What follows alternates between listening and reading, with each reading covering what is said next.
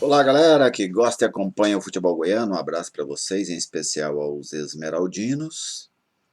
E o Goiás inicia hoje a disputa contra o Vasco, né, pela terceira fase da Copa do Brasil.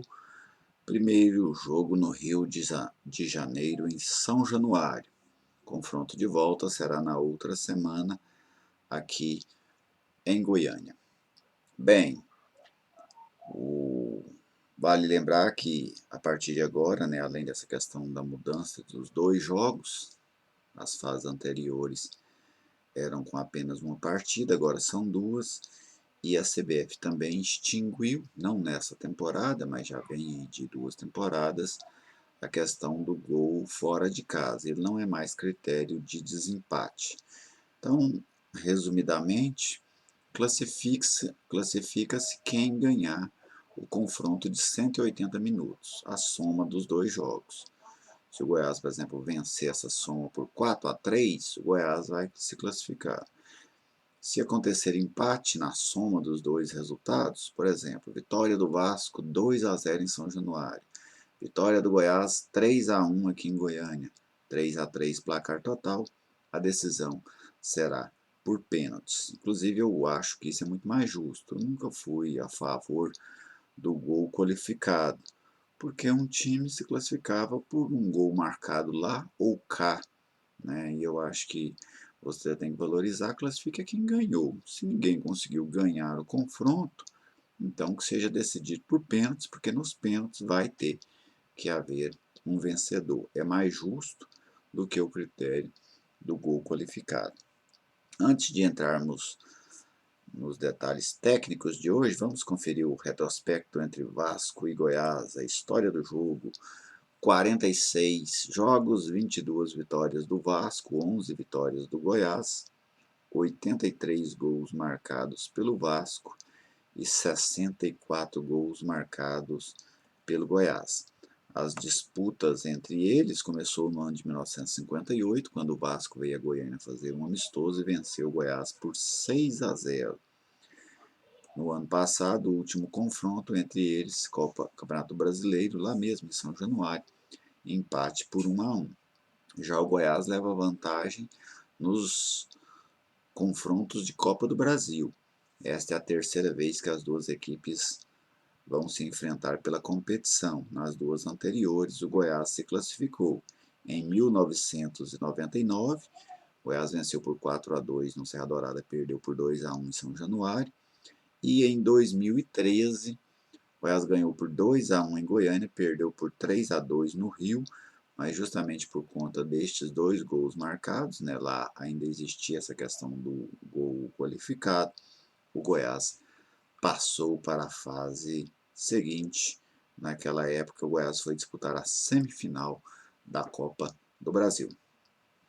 Bem, eu vejo o confronto desta noite, os dois confrontos, como equilibrados. São duas equipes que estão devendo nesta temporada. O Vasco faz um campeonato carioca muito fraco, não conseguiu chegar, né, às disputas finais da Taça Guanabara, começou o segundo turno também da Taça Rio com dificuldades. Assisti alguns jogos do Vasco, com mais atenção o jogo contra o ABC, na fase anterior à Copa do Brasil, e vi um time com muitas dificuldades.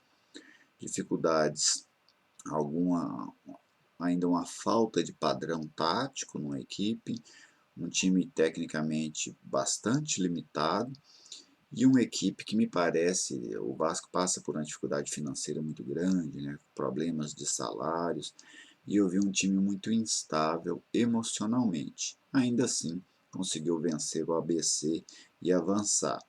O Goiás também, nessa temporada, passa por essas dificuldades táticas. Em vários momentos tem jogos tecnicamente muito fracos, só não tem os problemas financeiros do Vasco. É a única diferença, vamos dizer assim, neste momento. Então, neste jogo parelho, eu acho que vai ser fundamental. Todos esses aspectos terão um peso muito parecido. O aspecto tático, quem vai conseguir reagir tecnicamente dentro da temporada nestes dois jogos, e também o fator emocional, como é que essas duas equipes vão se portar emocionalmente nestes dois confrontos. E nisso tudo, eu penso que tanto o trabalho do Abel Braga no Vasco como do Ney Franco no Goiás terá uma importância fundamental para definir o classificado deste confronto, porque este tipo de duelo é um duelo onde o trabalho do treinador tem um peso muito grande no resultado final. Quem vai conseguir ajustar a sua equipe melhor? Quem vai conseguir estrategicamente superar o seu adversário? Então isso para mim contará demais. Vamos aqui conferir o time do Goiás. Essa será a primeira vez que o Ney Franco vai repetir o mesmo time nesta temporada. Não é questão de repetir um time de um jogo para o outro, não. Até agora o Goiás fez 12 jogos na temporada e utilizou 12 escalações diferentes. Agora, pela primeira vez, o Ney vai repetir o time, e o time é o mesmo que jogou e venceu o Santo André no último meio de semana, jogo também pela Copa do Brasil. Tadeu, Pintado, Fábio Sanches, Rafael Vaz e Caju, Sandro e Léo Senna, o trio ali de armação com Queco, Daniel Bessa e Vitor Andrade, e lá na frente o Rafael Moura. Alguns jogadores estão devendo nessa equipe. Pintado, jogador que tem uma boa qualidade, mas em alguns momentos sente o jogo. Tem que ver como é que ele vai se comportar lá neste quesito. Caju ainda está devendo bastante. O jogo contra o Santo André ele foi razoável, mas nos outros jogos anteriores muito mal. O Sandro, jogador que ainda também não correspondeu à sua contratação. Parece que está sofrendo demais para adquirir ritmo de jogo, ainda pesa muito a parte física contra ele. Daniel Bessa, jogador que oscila demais. Contra o Santo André foi bem, mas ele vinha de uma sequência de 3 ou 4 partidas bem fracas. Então são esses jogadores, eu penso que eles têm o bom desempenho deles pode fazer com que o Goiás aumente a qualidade do seu jogo, mas se eles mantiverem desempenhos fracos, como tiveram na maioria das vezes em que atuaram neste ano, o Goiás fica com a sua atuação bastante comprometida lá no estádio de São Januário. Eu acredito que inicialmente o Ney vai posicionar esse time de uma maneira mais recuada, tentando explorar os contra-ataques, porque o Goiás sabe que se segurar aquela pressão inicial do Vasco ali de 15, 20 minutos, depois naturalmente a impaciência vai tomar conta do Vasco. É um time que deve ficar nervoso em campo, começar a errar, começar a dar espaço para o Goiás, e aí o Goiás pode se aproveitar disso. Então é fundamental o Goiás suportar bem o início do jogo, até porque depois o jogo vai se desenhar provavelmente uma situação muito favorável ao time alviverde. O Ney Franco tem utilizado ao longo dessa temporada dois formatos de marcação diferentes. São hoje os dois principais métodos de marcação no Brasil, o 4-1-4-1 e o 4-4-2. Durante quase toda a temporada ele utilizou o 4-4-2, mas no jogo contra o Santo André, por exemplo, ele se fez valer do 4-1-4-1. Vamos ver aqui como é que é essa marcação aí no 4-1-4-1. Você tem ali a linha dos 4 defensores, depois o Sandro jogando entre as duas linhas, entre a primeira e a segunda linha. O papel desse jogador é evitar que os meias adversários trabalhem entre essas duas linhas. E lá na frente o Rafael Moura fazendo a saída de bola. Essa é a marcação que ele utilizou contra o Santo André.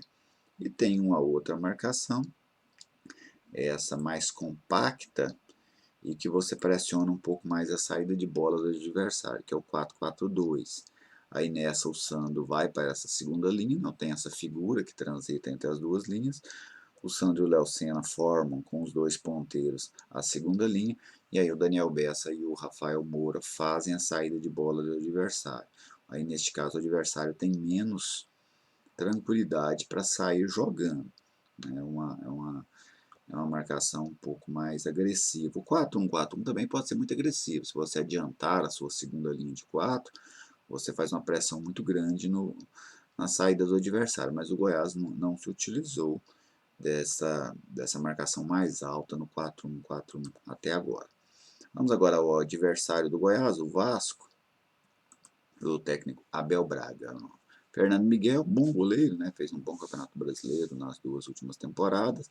Pikachu, que com o Vanderlei Luxemburgo jogava mais avançado, fazendo um homem aberto pelo lado direito, agora volta à lateral direita. Eu acho que o Pikachu no ataque é mais perigoso.